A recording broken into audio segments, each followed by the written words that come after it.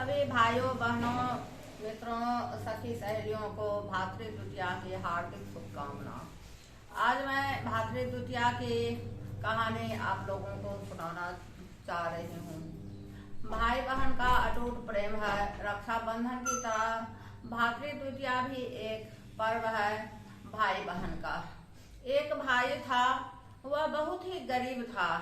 सब दोस्त सब उसका अपने बहन के यहाँ जा रहा था भातृ द्वितीया में। वह लड़का अपनी माँ से बोला कि माँ, मेरे सभी दोस्त भातृ द्वितीया में अपने बहन के यहाँ जा रहा है, मैं भी अपने बहन के यहाँ जाऊंगा। माँ बोली कि बेटा, तुम बहुत गरीब हो, क्या उपहार लेकर के तुम अपने बहन के यहाँ जाओगे? बहन के यहाँ बिना उपहार का नहीं जाया जाता है। वह लड़का एक नहीं माना और चल दिया। रास्ते में उसकी मुलाकात एक नदी से हुई। नदी उसको रास्ते में रोका। नदी से वह लड़का बोला कि तुम कौन हो? नदी बोला कि मैं तुम्हारा काल हूँ, मैं तुमको खा जाऊंगा। लड़का बोला कि मैं अपनी बहन के यहाँ जा रहा हूँ, भातृ द्वितीया है, उसे मैं लौटूंगा तो आप खा जाइएगा, अभी हमको जाने दीजिए। नदी छोड़ दिया। वह लड़का कुछ दूर आगे गया। उसकी मुलाकात एक सांप से हुई है। सांप को पूछा कि तुम कौन हो? सांप बोला कि हम तुमको डसेंगे, मैं तुम्हारा काल हूँ।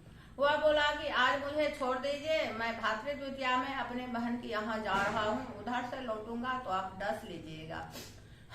उसके बाद उसकी मुलाकात एक शेर से हुई। शेर बोला कि मैं तुमको खा जाऊंगा। फिर वह शेर से बोला कि मैं भातृ द्वितीया में अपने बहन के यहाँ जा रहा हूँ, उधर से मैं लौटूंगा तो आप खा जाइएगा। ऐसे करते करते वह अपने बहन के यहाँ गया। बहन सूत काट रही थी। इतना में उसकी बहन का सूत टूट गया। सूत जोड़ने का नियम है कि सूत जोड़ते समय बोला नहीं जाता है। भाई नीचे से बहन को पुकार लगाया।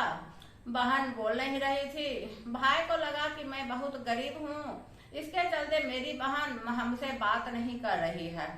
इतने में बहन का सूत टूट गया।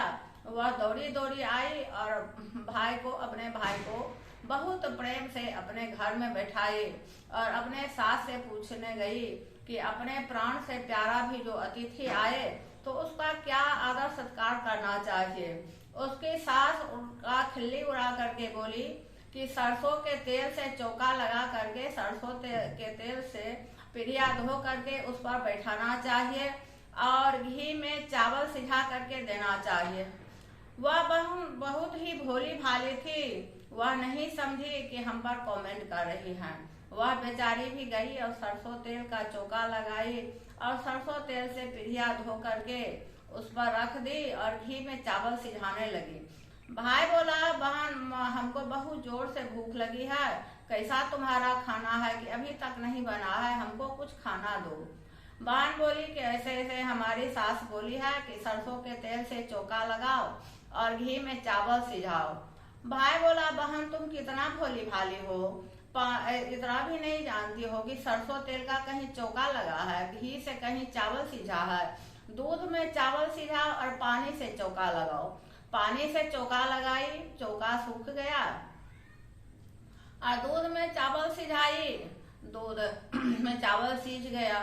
भाई खा लिया। रात में सोया। दूसरा दिन भाई चला अपने घर की तरफ। बाहर निकली भाई के साथ, थोड़ा दूर पहुंचा देते हैं।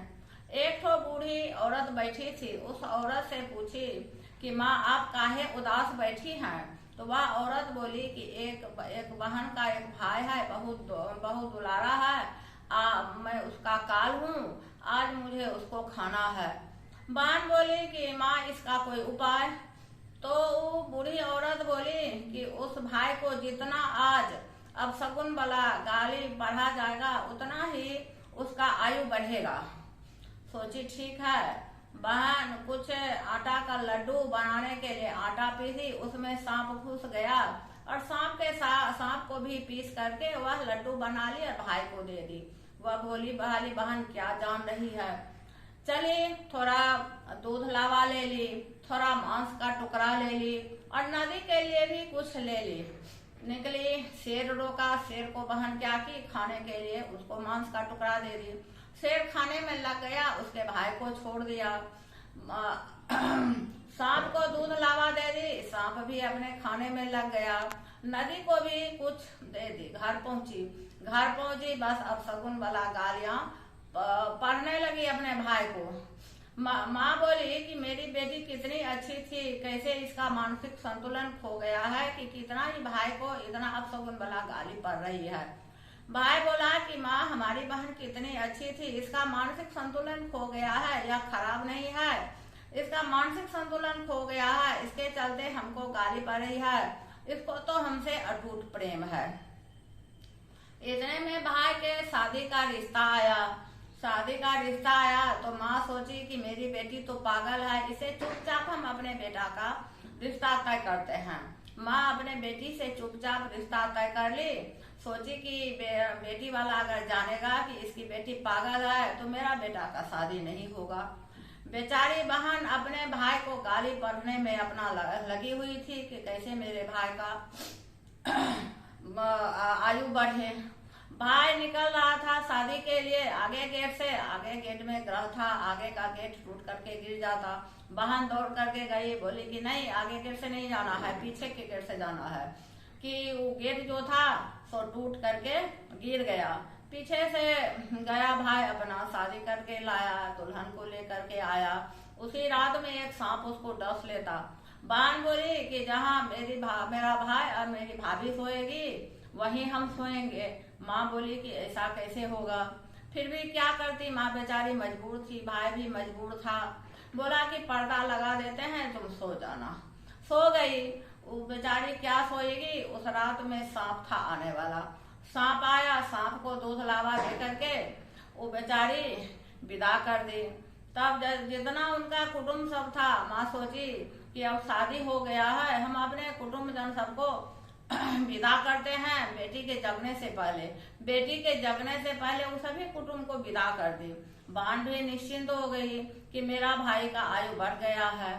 खूब अच्छा से उठी और माँ को बोली, माँ सभी कुटुंब को तुम काहे विदा कर दी हो, हमारे जगने से पहले उनको बुलाओ और जैसे रस्म रिवाज से दे लेकर के विदाई किया जाता है वैसे सब कुटुंब का हम विदाई करेंगे और फिर हम सबको खाना उना खिलाएंगे। बहन जो थी तो सब कुटुंब को बुलाई, सबको खाना उना खिलाई, जितना उनका भेंट था वो सबको सम्मानित दी। मेरा चैनल अगर आपको अच्छा लगे तो आप लोग सब्सक्राइब कीजिए, कमेंट कीजिए, लाइक कीजिए। धन्यवाद।